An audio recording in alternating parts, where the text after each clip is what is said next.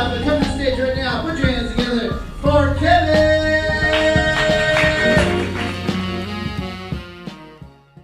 Welcome to the Unfunny Kevin Show. I am your host, Kevin Melody. It is Friday, April 25th. How the fuck are you? Have you been enjoying your Easter? Did you have a good weekend? Did you have a nice fucking week? Are you pumped for this weekend? You doing some crazy shit this weekend with your friends?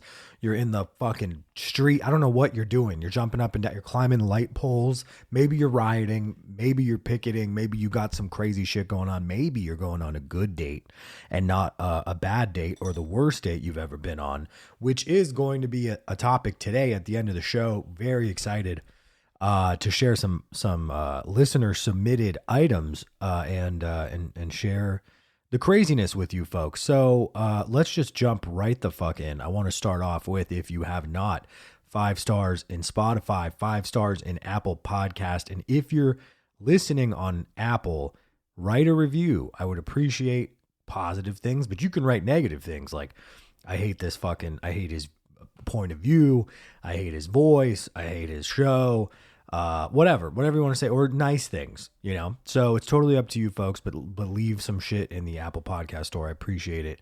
Helps the show with sponsors and advertisers, which we will have new ones in a week or two, which is very exciting. So, and that's thanks to your support, your listener support. So I really appreciate it. Moving right along, last week was absolutely insane, like totally insane for me. A crazy moment, for sure. So basically it's kind of funny. When I was a kid, like I fucking love, rap. When I was little, I used to listen to rap and music from the 50s. Like my dad was raised by his parents. Obviously they put him on like Sam Cooke and shit like that, and fucking, Frank Sinatra and all that, all the normal stuff. But you know, when I was growing up, I'd listen to that shit. I'd listen to fucking, you know, Ray Charles was big in my house. My dad just very eclectic music taste. And then he also worked with rappers. So like it kind of, there was rap there, and then, you know, there was 90s grunge shit and you know, just regular shit. But as I got older, I started fucking with rock because my dad had some of that, you know, 70s rock and shit. And my uncle put me on AC/DC when I was like, I don't know, 11 or some shit. And it blew my mind, you know, so much so that the first concert I ever went to was AC/DC in like 2008. It was me and literally my best friend. And my uncle couldn't go. Like, it was so funny. It was at the Forum. It was extremely lit as a 13-year-old or a 14-year-old or whatever. And I remember telling my uncle, and he's like, fuck, like he was traveling for work or something like that. And he was like, I can't go. And I was like, well, no big deal. You probably saw them in the 70s with fucking their original singer and all that shit. And he goes, nope, I've never seen him. And I said, huh? Like, I was like, wait a minute. You're the one that gave me the band. Me and my buddy ran with it. Like, how have you never fucking been? And he goes, yeah, I've never been. I never got to see him. But have fun. And then we went. We had the time of our fucking lives.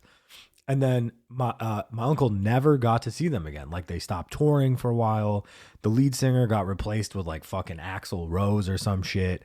And then Brian Johnson went and got like ear surgery or whatever so he could perform properly. And they came back. And as soon as they came back, I hit him up and I was like, yo, the time has come.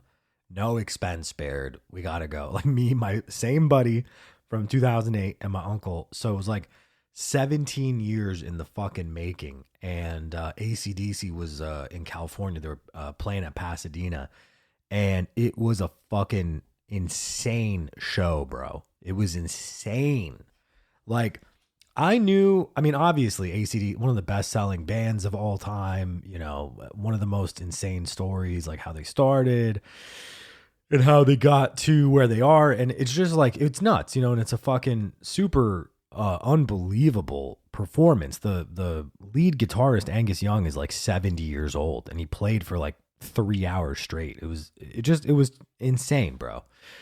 But what was even more insane is Pasadena is deeply white and affluent, and except there's a black side of Pasadena. I actually used to live near there, but yeah, there it's extremely affluent and white, and the Rose Bowl specifically it's a beautiful venue, but it's situated in the heart of like a neighborhood. Like you got to push through residential area to get there.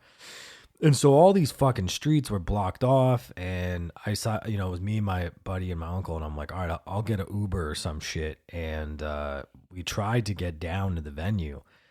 And on the way down there, it was just like, my Uber driver was Russian, and he was like, I don't know what I'm going to do. I don't know. I was like, Alexander, just please pull over. We'll get out.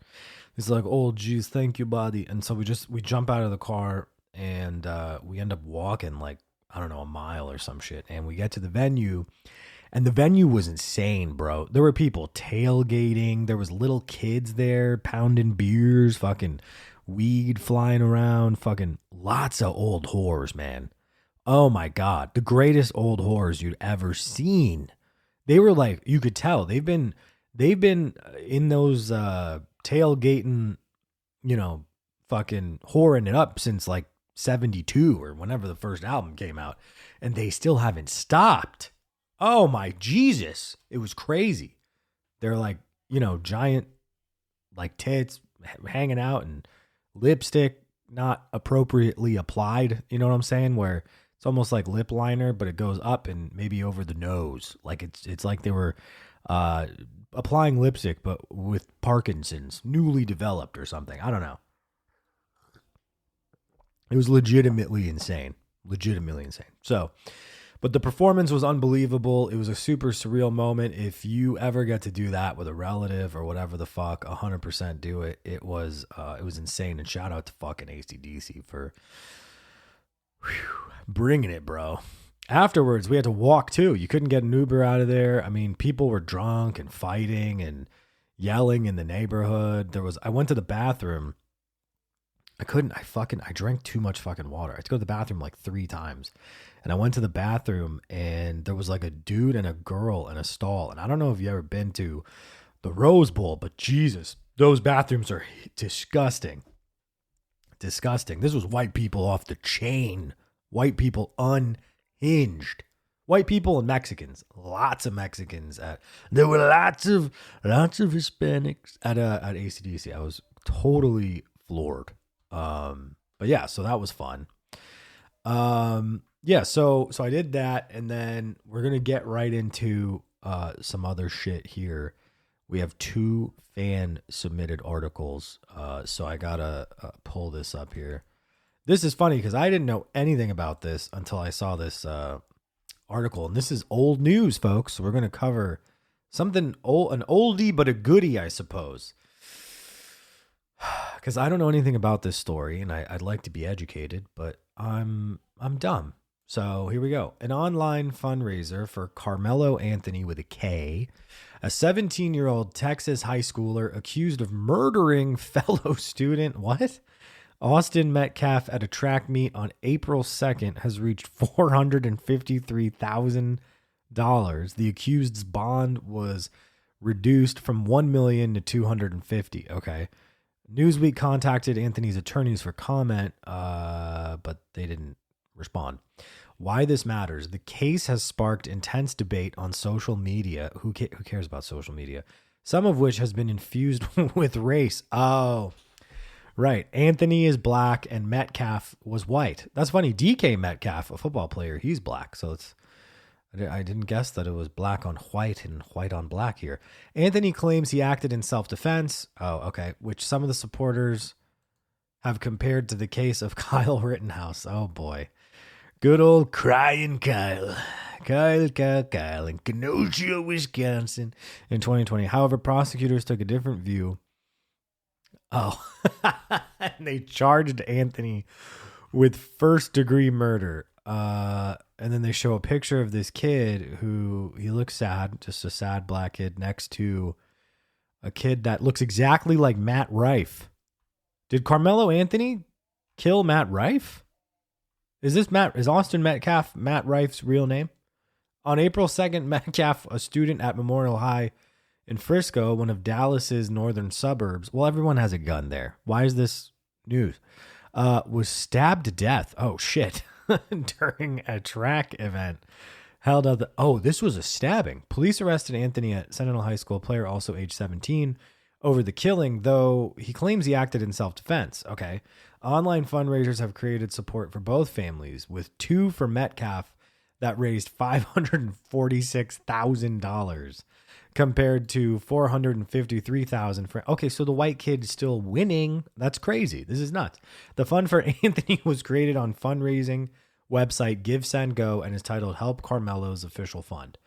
It states, "We're grateful for your support during this incredibly difficult time for Carmelo and his family. This fundraiser is established to provide comprehensive assistance to Anthony family as they may navigate the many challenges."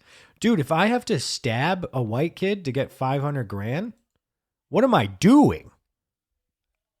Jesus, we could use that for the podcast here.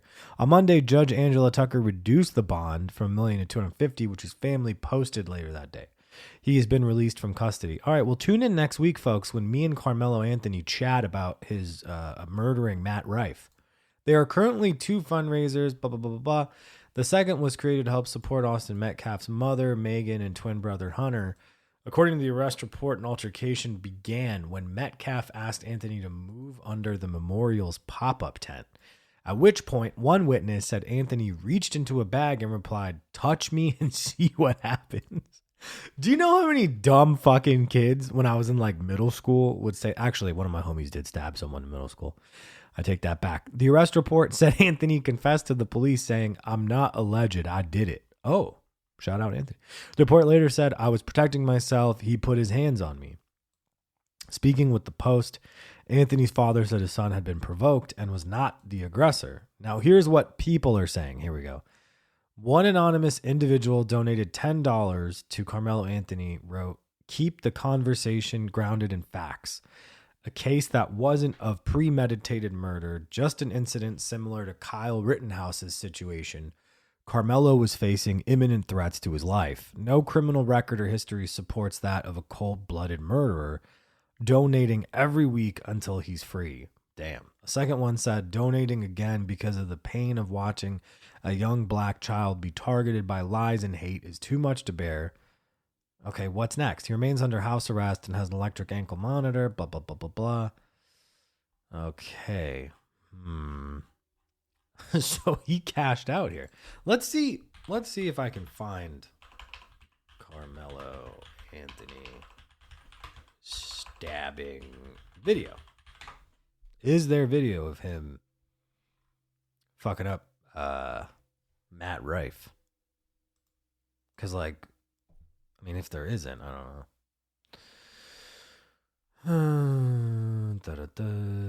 Teen released after fatal track meet stab. Who's getting stabbed at track meets? Okay. I want to see like the woke version of this and the Fox News version, because I think that would be really funny. The truth will come out. Okay. Let's see. Using the right weight matters. The body part lets you come out. Let's see. Okay. North Texas today, the parents of Carmelo Anthony spoke publicly for the first time since their son's arrest.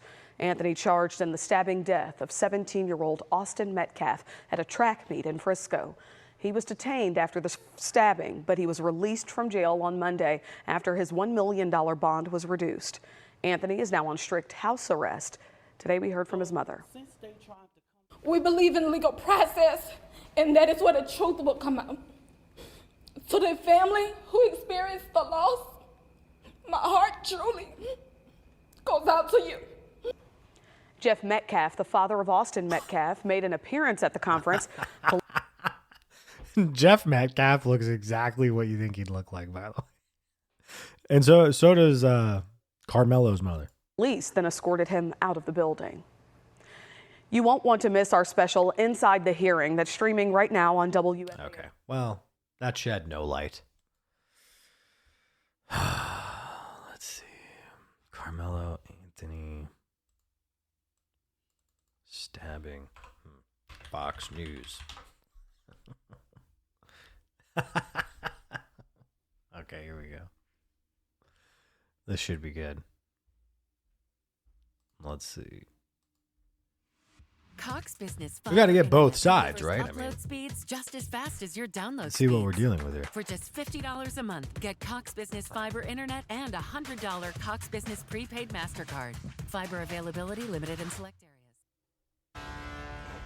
The suspect in a deadly Texas track meet stabbing is in court today. The judge dramatically reducing the bond for 17-year-old Carmelo Anthony from $1 million to $250,000 with the condition of house arrest.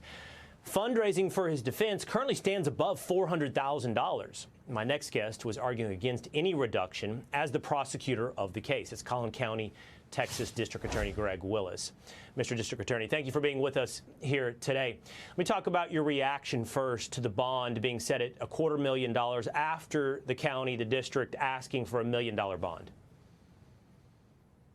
Well, good to be with you, Will. If I could just say at the outset that before we get into that, there's no greater loss than the loss of a child. I mean, we all know that. Particularly a white child. Living through right now, and our hearts go out to them. And a community like ours, the people expect a serious response to a tragedy like this, and that's what we're trying to do, to deliver justice and to do our job in the right way. As far as the bond reduction goes, it's important for everyone to stay in their lane, and our lane was to argue that the judge should keep it at $1 million. The court decided to reduce it down to $250,000, and as you mentioned, put additional conditions on that, including house arrest and electronic monitoring. Yeah, he will be on house arrest, as you mentioned, electronic monitoring. You mentioned the community. What is the reaction of the community in Collin County? I spend many of my nights in Collin County. My children play soccer in Collin County. I'm one county over from you, but what's the reaction up there to this entire ordeal? Why don't you tell us your reaction? Well, it's just been devastating. That we are a family-friendly place in Collin County. We have about 1.2 million people. Family friendly, unlike Frisco Carmelo. is really the epicenter of parents being involved in their kids' lives, and The parents are encouraging involved in his sports and life. They were academics fucking up and there music and crying. all sorts of extracurricular activities. And so He's not it has, YNW Melly. really here, struck a folks. nerve and devastated our entire community. Mr. District Attorney, I know you can't talk to me about the specifics of the facts in the case. Not yet. Not until you've gone to a grand jury. Not until you've officially filed charges. I would love to ask you, though, about some rumors that might exist out there and what you can confirm or deny. And I'm going to ask you about two things. First, because I'm familiar with the community, and I First, was he wearing black Air Force Ones at the time? hear a lot of conversation. Is it that these two encountered each other for the first time that day at the track meet, or did they have any type of prior relationship, even if it was online, towards before what happened at the track meet? Yeah, I don't resent you asking that. I would probably ask me too. They were both seen at an AMC watching Minecraft, at which point they yelled chicken jockey very loud, and they exchanged blows. All right, enough of this. R.I.P. Matt Rife. You know, and I don't know if Carmelo did it. Put him and Kyle Rittenhouse under the jail. I don't know, folks. I don't have the answers. Thanks for the article. And we'll be right back. Folks, look, you're having a rough week. And with that comes relief needed. And you seek treatments and pills and the bottle and the weed and the fucking whatever weird shit you're taking and snorting and doing. But I'm going to help you out, folks, with a healthy alternative. Healthy as defined by me, The Unfunny Kevin Show. This is not clinical. I'm not a doctor. Go to the link in my bio of the episode. It's oklahomas.com, folks. You need an Oklahoma smoke. These are 100% California grown CBD. I'm talking the killer, the fire pack, the craziest CBD you could smoke that keeps you mellow and on even keel and able to just get that extra relaxation you've been searching for. And it comes in pre-roll as well as cigarette form, highest quality CBD that you can buy, 42,000 over 42,000 happy customers. I'm sorry, 40,000 happy customers, 42-day money-back guarantee, and it ships within 3 days or less, folks. What could you ask for? You got to get your orders in now and use the code UNFUNNYKEVIN, UnfunnyKevin, for 15% off your first order. Go ahead and make a cart, 21 or older. Use the code UNFUNNYKEVIN in the bio, 15% off. Thank you. Folks, I've been yelling about it and the time has come. The light phone is out, but you have to get your order in now, and I'll tell you why. The real retail price very soon is going to be $7.99. If you use the link in my bio for a limited time, you're getting it for $5.99, folks, and it's shipping in July because of tariffs and I don't know the black dye or whatever's going on with the shipping. It's going to fuck everything up. So you got to get it in now so that you can get in the queue to get a delivery sometime in the next couple months here, folks. So if you don't buy now, it's just delaying. It's going to take a while for them to catch up. It's getting very popular. The light phone is a huge product. So please use the link in my bio to purchase, pre-order your phone. And you can also purchase other little things like headphones and postcards and all this shit. Everything goes towards helping the Unfunny Kevin Show stay alive. So I appreciate it. Thanks for listening. And we'll, just get the fucking light phone. Thank you. All right, folks, we got one more article and then we're diving into our favorite segment, which we've been banking all month, worst dates. We got a couple worst dates here. We're going to play, I got some fun for you. So, we'll get it in there here. But first we got our last article, which is great. This came out today, so you'll enjoy this, or came out yesterday. Well, I'm recording this in the future. So, transgender baby killer claims Trump is to blame for her prison rapes. What? What the fuck? Transgendered baby killer claims Trump is to blame for her prison rapes at Indiana jail. Okay. This is Joe Hutchinson for Daily Mail. A transgender prisoner who murdered a baby, what? Is suing Donald. This has to be fake. Wait a minute. This is real. Okay, I'm going to repeat the sentence for everyone who's also in shock. Hopefully you didn't crash your car. A transgender prisoner who murdered a baby is suing. This is a headline. Can only exist in America. Is suing Donald Trump for alleged sexual assault caused by Trump's transphobic and extremist rhetoric. Did he say, go ahead and rape the trans? Maybe he did. I don't know. Autumn Cordileone, who was born Jonathan Richardson. Oh, okay. It's a guy. Claimed in a new complaint that the president has emboldened her fellow prisoners to assault her after she took hormones to become trans while in jail. Wait a minute. How did they get hormones in jail? What? Cordileone, who uses she, her pronouns, said in her handwritten complaint that she had been assaulted and raped multiple times. Wait a minute. Are they raping you and assaulting you because you grew tits and took hormones and you kind of look like a chick now? Or maybe because you murdered a baby? People get killed for less in jail. You murdered a baby. The least they can do is rape you. The inmate is serving 55 years behind bars after strangling her stepdaughter to death in 2001. Cordileone, who brandishes... See, I don't think we should respect these pronouns. When you strangle a baby, I'm calling you the dude that you are. You fucking murderous asshole. Cordileone, who brandishes eccentric face tattoos, expressed that she wanted to transition genders in 2020. Surprise.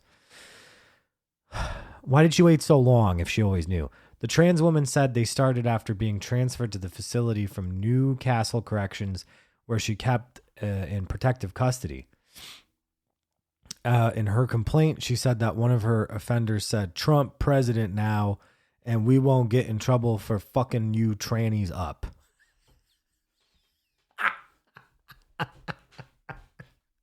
You gotta look at the face of this fucking...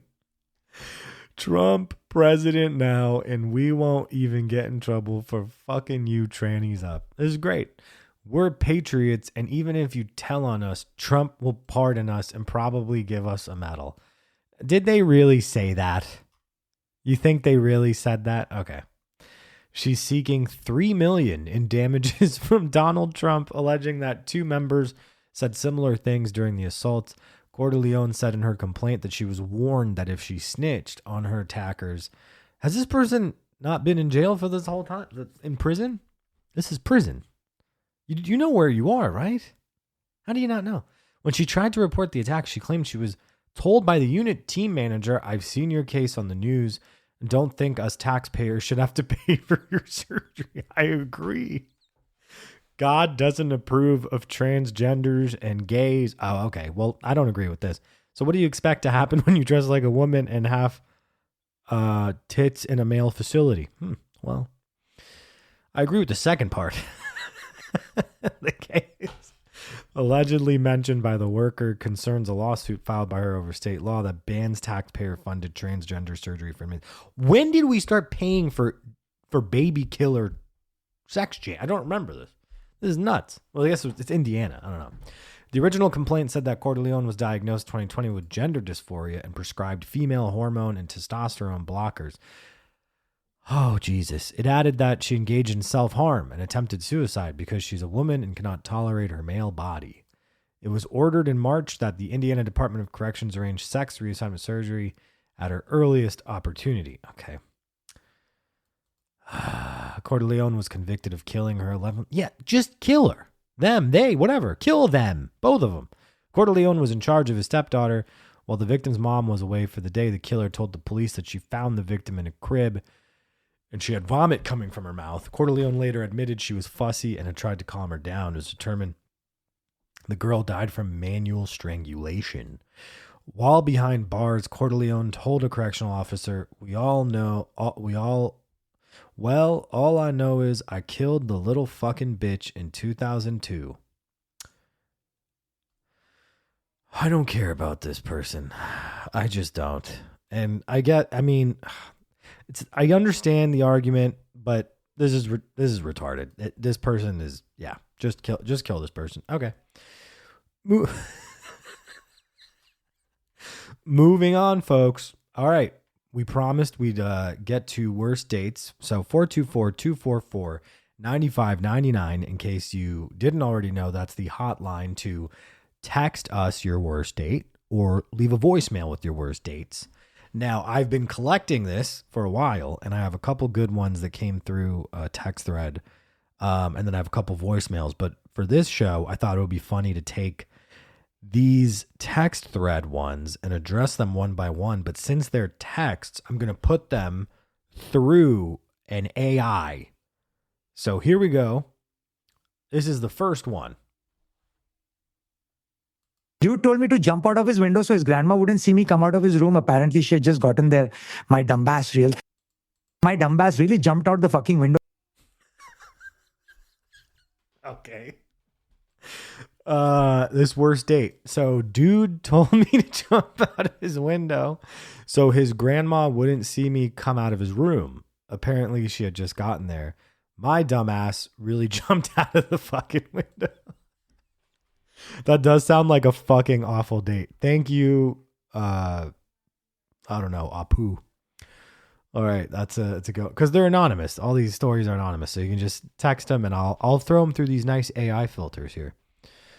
That is a terrible date. I've been on the other end, hiding people in a room and stuff. I know. I get it. I get it from both sides. Lots of empathy there, but jumping out of a window, holy shit. That's pretty fucking nuts. All right. Here's another one. Dude smoked me out and then invited me over to his place. This man didn't even have a bathroom. A bed. Just a bed. And he came in 2 seconds. He came in 2 seconds. Oh, fuck me. All right. Dude smoked me out and invited me to his place. The man didn't even have a bathroom. Holy shit. He just had a bed. Dude smoked me out and then invited This is Australian AI. me over to his place. This man didn't even have a bathroom. A bed. Just a bed. And he came in 2 seconds. It gets cut off. He came in 2 seconds. All right. I mean, hey, there's not a lot to be said about, his sex, but I mean, look, not living somewhere without a bathroom. Were you in like a warehouse? Where the fuck? Where was this place? It's kind of legendary. I don't know how that happens. Oh, fuck me. That's really good. All right, let me give you one more giggle before we get out of here. So here we go. This is the last one. This dude had me pick him up, drive us to get food, which we split. I supplied the weed, then I drove us to the movies, where I paid for my own popcorn, then dropped his ass off and took my ass home. That AI was better. Fuck, man. This dude picked me up. This dude had me pick him up. Oh, Jesus. So this is a girl, obviously. So you had to, I guess it could be a guy. You had to drive, pick up the date, get the food, split the food. You had to bring the weed. Then you had to drive to the movies. Then you had to buy your own shit. And then you had to drop them off. Dog, if you're the girl on this end or the guy that's being the girl or the trans or whatever's going on, I don't even understand how you could do so much for one fucking dumb person, like right out the gate, bro. I know, obviously, there's situations where it's like the motherfucker doesn't have a car, so you got to link up that way, or maybe they're down on their money, whatever, bro. But that's like, you're doing a whole lot there. Jesus Christ. Ugh. Okay. We're banking voicemails 424-244-9599 and texts. Send us your worst dates so we can play them on the show. That's pretty fucking good. I love that. And if you like the AI voice thing, I'll get a good one. So the text messages can be filtered through there. Guys, I appreciate you for listening every week. I really do. I hope you have a great fucking weekend and week. I'll talk to you next Friday. Go to unfunnykevin.com, which we are still I'm reworking it, but all the shows are there. The audio's there. YouTube, we're on YouTube, I guess, for some reason. We're going to get visual shit going, I promise. Just keep listening and supporting the show. Unfunny Kev on Instagram. TheUnfunnyKevinShow at gmail.com for sponsorships and questions and yada, yada, yada. Okay. Thank you guys. 5 stars in the stores, comments, all that good stuff. And have a good week.